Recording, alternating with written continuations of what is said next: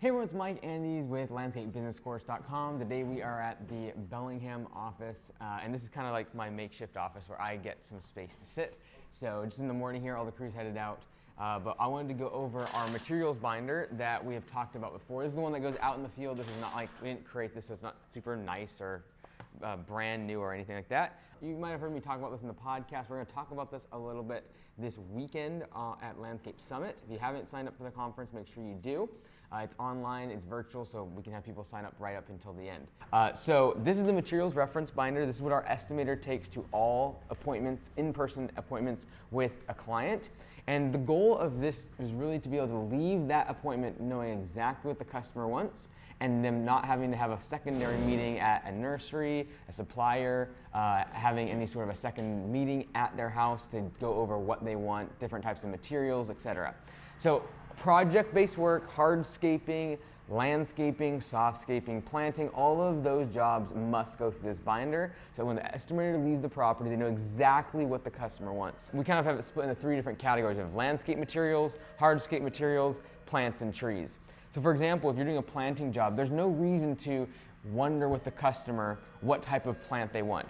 Simply the estimator is going to have their thumb here, they're going to flip to this page, and then they're going to go and say, oh, okay, Mr. Jones, yeah, I know you wanted a hedge there. Do you like, let's see here, do you like the boxwood for the hedge, like a smaller one?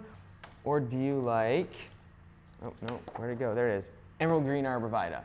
And these are, as we speak, this one's falling out. So let me just put this back. You can see here what's really cool about the binder is you can add things in. So these two that are falling out because of me dinking around with it, I can just put them back in, and you can add more in here. So if you add different trees, different type of supplies that you start to use more of, again, I would just turn to this, hey, Mr. Jones, do you want the boxwoods that I just showed you, or is this kind of what you're thinking in your mind? There's no, okay, let me meet you at the nursery, let's set up another time to go over this, let me send you some pictures, know exactly what the customer wants before you leave the property, and then you can do a very accurate estimate without any further discourse or meetings or anything like that.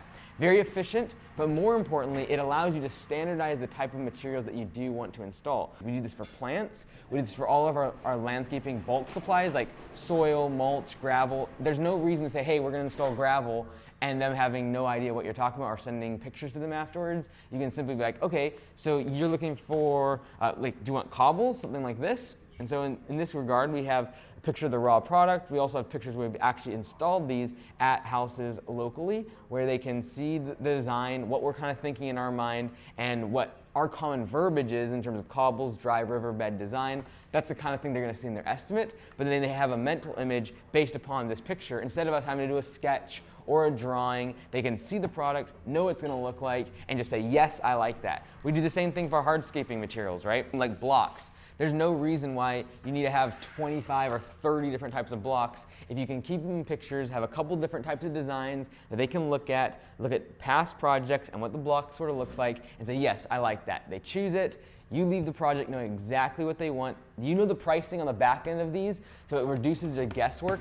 Most importantly, it increases the efficiency when the crew gets to the job because they have been installing the same type of product, the same type of plant, the same type of material all the time. There's no guesswork. You don't have to train people on a whole bunch of different types of trees and random varieties that a customer wants. If they don't fall within these standardized materials, we don't want them as a customer. That makes 95% of customers happy. Yes, you're going to have the 1 out of 20 that are going to say, oh no, I want this specialized type of paver. Well, Mr. Jones, we're probably not the right fit for you.